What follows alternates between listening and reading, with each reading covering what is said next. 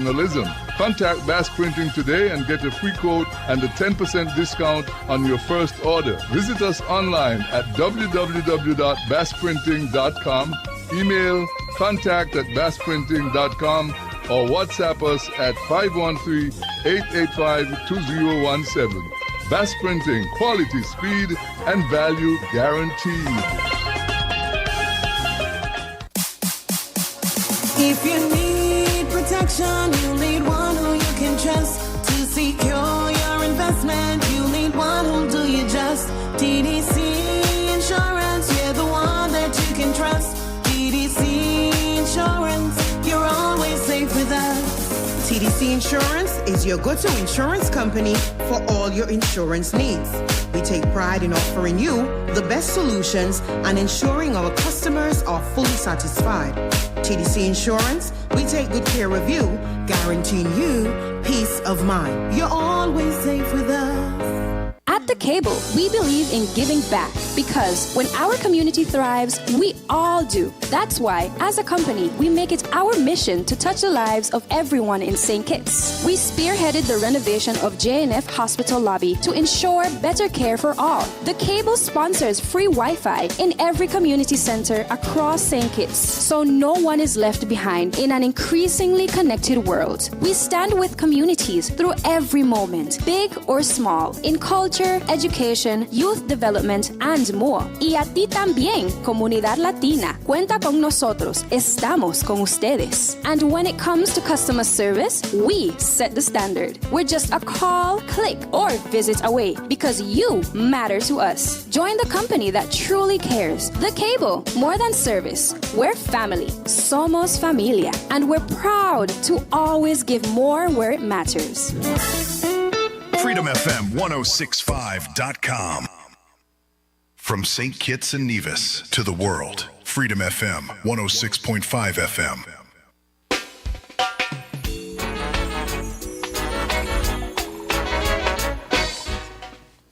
It's 10 minutes past the hour of 1 o'clock, and we're just a few weeks away from Easter, and in St. Kitts that means aquatic sports. So we have two gentlemen here with us. We have Romain, who is a part of the Freedom family. He's always here. He is always here. And we have Mr. Michael Blake, who was here yesterday. He's back. And they are going to tell us about these sports. Good afternoon, gentlemen. Good afternoon. Likewise. So tell us a little bit about the sports. What usually happens? Okay, well, basically,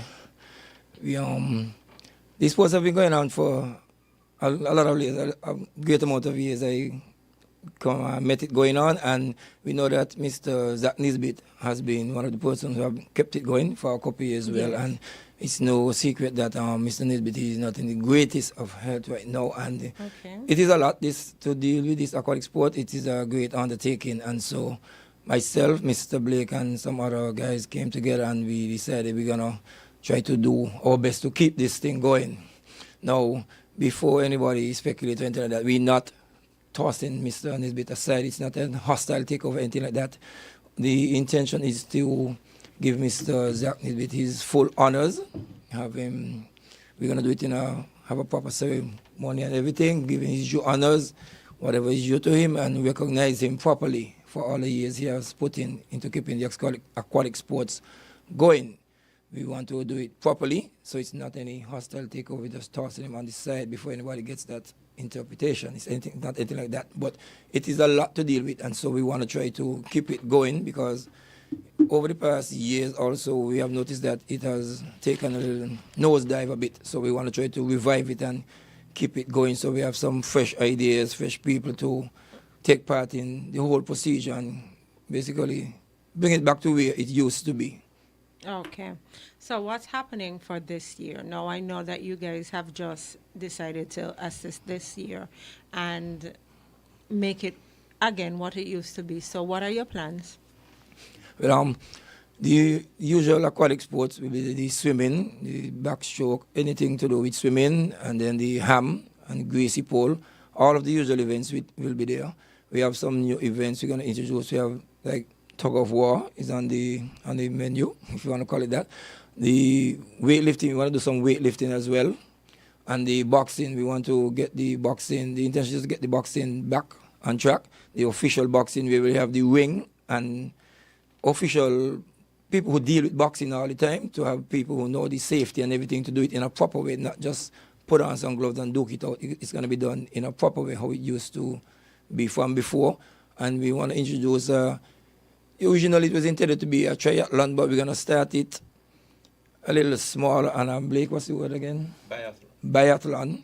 The intention is to have a biathlon. We have the swimming. They'll swim a certain distance and they will bike a certain distance. Okay. We would not have the running part of it as yet this year. It's going to take some time, so maybe next year. We're not having the cycling part of it. The cycling, yeah. The cycling. We're not having the cycling. My bad. We're going to have the swimming and the running. Okay. We're not having the cycling. There's some challenges in getting the bicycles and stuff for now. Do you know the routes yet? Well, the swimming we'll have to measure the distance. We don't know the distance, but the intention for the running will probably be down to the cenotaph and back, maybe a few times, maybe like 3 laps or so, because we want to keep it in an area where it could be monitored. We don't want people to be running in an area where there's a lot of traffic, and then that will need extra hands on deck now to go and monitor when people pass in. But at least if we just use that area, we could see what's going on between the terminal and the cenotaph. So might just be a few laps there, and then the swimming will be marked out. We don't know the distance as yet, but that is the intention for that. And we're going to have some forms just now, trying to get them as soon as possible, because we want people to register before the event so we can know how much people we're actually dealing with. And there will be a cutoff point. We don't know yet, but there will be a cutoff point. You still don't want too much. So that will be for that event. We're going to try to get the forms out, and we will let the people know where they can get the forms to register if interested. So those are a few of the events we have, and Blake here will give a little more insight on some other things that I might have missed. Okay, Mr. Blake. Good afternoon, ladies and gentlemen, and we're grateful to Freedom FM for facilitating us in this manner so that we can explain a little bit, perhaps more than a little bit, what we are doing and who we are.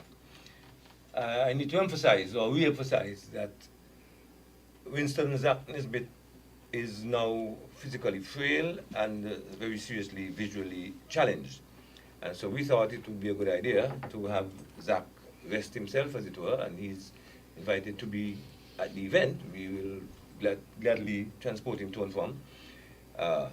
But it is clear that Zach is now no longer in possession of the kind of stamina, the kind of vim and verve that he had, and which we believe are necessary to conduct a useful and successful aquatic sports exercise. We are also officially naming the event the Basil Henderson Zach Nisbet Easter Monday Aquatic Sports. That is going to be reflected on the letterheads that we're going to design and construct, and whenever we have need to reference the event, that is how it is styled. The Basil Henderson Zach Nisbet Easter Monday Aquatic Sports. Of course, Basil Henderson being the originator, the initiator, the pioneer, if you wish, of this event, just as he was for Carnival way back then. And so, rather than have the sports die a slow death, as it were, we thought that it would be good for a group of us who are still in possession of that kind of energy and have that kind of interest to pull our resources together and ensure that the aquatic sports not only survives but thrives.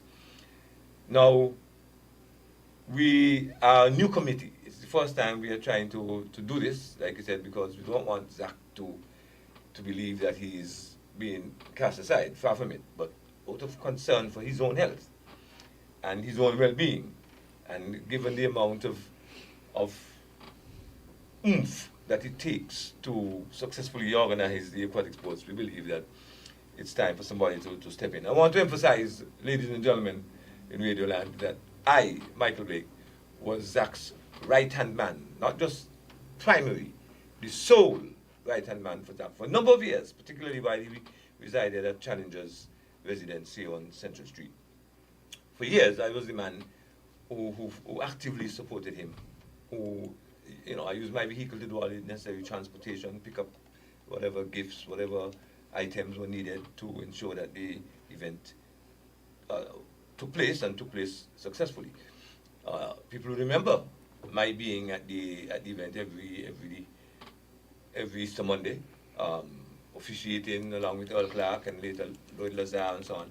I was always there. Of course, for the past couple of years, I've been stationed outside of St. Kitts, so I had to miss it. Now that I'm back permanently, quote unquote, I am ready and prepared to resume my contribution to that event. It's a fully voluntary exercise, of course. There's absolutely no payment. The payment comes from satisfaction derived from seeing the event take place successfully. I remember, for example, as a judge, Romain being one of the contestants, one of the swimmers, one of the participants. I remember him winning a lot of races that year or those years that he in which he participated. So we have a number of the same swimming events. It's largely an aquatic event, so we're going to have the backstroke, butterfly stroke, freestyle, and so on, swimming. And as Romain mentioned, we're trying to introduce a biathlon. Next year, we hope to get bigger and better. We will expand it to a triathlon and other events. But for now, we're focusing on improving the swimming races, the swimming exercises. We might have some kayaking if we can access the kayaks necessary. We're going to have tug of war, boxing, hula hoop, and the usual fetching the ham from the greasy pole. I mean, the swimming would not be complete. Swimming, mind you, would not be complete without the greasy pole. And only persons who can swim, by the way, are the ones who try to get the ham from the greasy pole. If you can't swim, you can't take part in that. And so we're looking forward to a grand event. We want the public to put it on their calendars as a must-see, as an event that to which they must attend, they and their family, they and their children. And we hope that will whip up interest, as we think it does, in youngsters to learn to swim. Because I think it is a shame, maybe a sin, for persons in St. Kitts, living in St. Kitts and not being able to swim. So, Jamie, I hope you are one of those who can handle yourself in water. I can. All right? I remember when I was in the Ministry of Education, I pushed for swimming to be mandatory as part of the school curriculum, that students at some point be taught to swim, of course, involving the Coast Guard and groups like that, because I really think it's not a nice thing for a person growing up in St. Kitts, completely surrounded, not just by one body of water, but by two. I don't think one can go more than 1 mile inland from the shore, because the island is so close all over, all the settlements, and of course this has a historical factor, the fact that most of the settlements were established close to the shore, because the folks at that time were fishermen, largely dependent on the sea. So the settlements after slavery were established on the shores, on the coastal areas. Only St. Peter's and Molineux perhaps Phillips. Not as vulnerable to tsunamis as the entire island. So I think it's almost axiomatic that a Kittitian and a Nivision be able to swim. So we are having the event, and we want to appeal to the sponsors, those who have been regular sponsors over the years, and we want to thank them for their continued support. We have places like Courts and the TDC and the Bartlett Breweries and the food, what do you call it? Food center? Carajo's Food Store. Food center. Food center, thank you. And we want to invite other businesses to come on board and make a contribution in one way or another. We have quite a number of events, and we would like to have prizes to reward each winner of each event. And like I said, there's no profit to be made, there's no gain for any one of the organizers. We just wish to have enough sufficiency of prizes so that each first, second, and third place winner receives an appropriate gift. So we are using this forum to invite other business entities and persons with deep pockets, and we have a few of those, maybe more than a few of those in St. Kitts, to come on board and help us out. You can always contact Romain here at 665-1778. Elvis Pepe Isaac, 669-5132. Or if you wish, myself, Michael Blake, at 669-0984. Thank you very much. Okay, gentlemen, we are out of time. Yeah. Imagine that. We are out of time, way over time. Yeah. But I want to thank you for coming this afternoon and sharing this with us. It's a very important event, and I'm happy that you gentlemen are keeping the tradition going. We hope to hear more from you as the time progresses, so people will come on out and participate, and some of us will go and be spectators. Right, so thank you so much. Yes, so we'll come back at another time and we'll have some more time to update the public accordingly. Okay. Coming up next on Freedom FM, we have Assignment SKN.